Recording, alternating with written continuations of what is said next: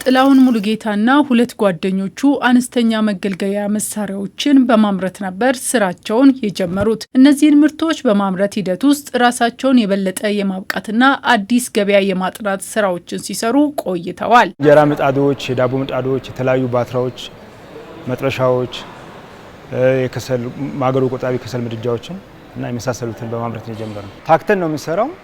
ረጅም ሰዓት እንሰራለን። ሰራተኞቻችንን በደንብ አፕግሬድ ለማድረግ እንሞክራለን።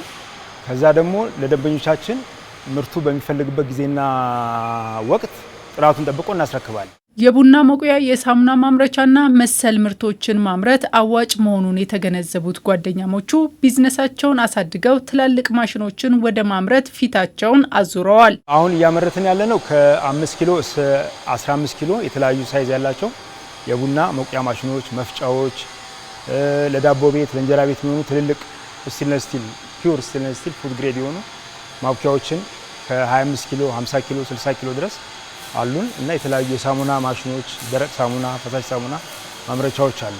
የዳቦ ማብኪያችን 25 ኪሎ አለ፣ 50 ኪሎ አለ። ፉድ ግሬድ በሆነ ስቴንለስ ስቲል ነው የምናመርተው። ኦል ኮንታክት የሆነው ከምግብ ጋር የተገናኘው ነገር ሁሉም ኮንታክት የሚያደርገው ነገር ስቴንለስ ስቲል ነው።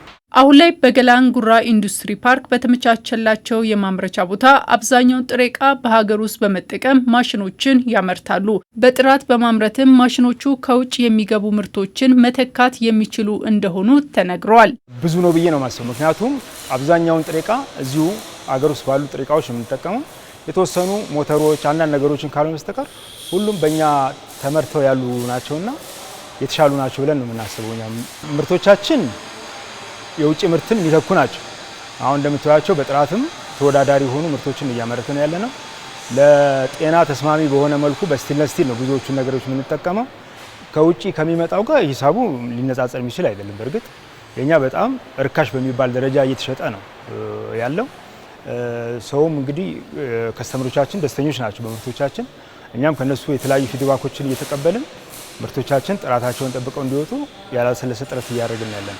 በተለይም አሁን ላይ መንግስት ለኢንዱስትሪው ዘርፍ የሰጠውን ትኩረት ተከትሎ ምርቶቹ ከውጭ የሚገቡትን በመተካት የውጭ ምንዛሬ ማዳን የሚችሉ ናቸው። ከውጭ የሚገባውን መተካት ብቻም ሳይሆን በተመጣጣኝ ዋጋ እንዲቀርቡ ያደርጋሉ።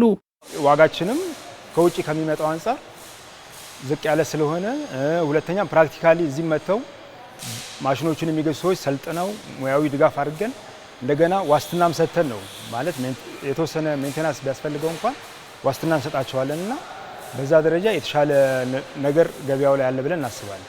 ከውጭ የሚመጡት በውድ ነው እየገቡ የነበሩት። አሁን እኛ ከውጭ የሚመጡትን ኦልሞስት በመተካት ላይ ያለ ነው።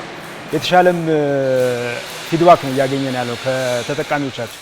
ጥላሁንና ሁለት ጓደኞቹ ለበርካታ ወጣቶች የስራ እድልም መፍጠር ችለዋል። ሲጀምር ረዳት ነበርኩ። መቁረጥ፣ ባለሙያዎችን ማገዝ፣ ማሞረድ ምናምን ነበር። አሁን ላይ ሙሉ በሙሉ ማሽኖችን እሰራለሁ። የቡና መቁያ፣ የዳቦ ማብኪያ አለ፣ ሁሉ የቡና መፍጫ አለ። እነዚህን እንሰራለን። እዚህ ያለ ልምድ ነበር የገባሁት። አሁን ላይ የቤቱ በያጅ ሆኜ እየሰራሁ ነው። ምጣድና ስቶቮችን ነው እየሰራሁ ያለሁት አሁን ላይ። በቀጣይ በዘርፉ የተለያዩ ማሽኖችን የማምረት እቅድም አላቸው።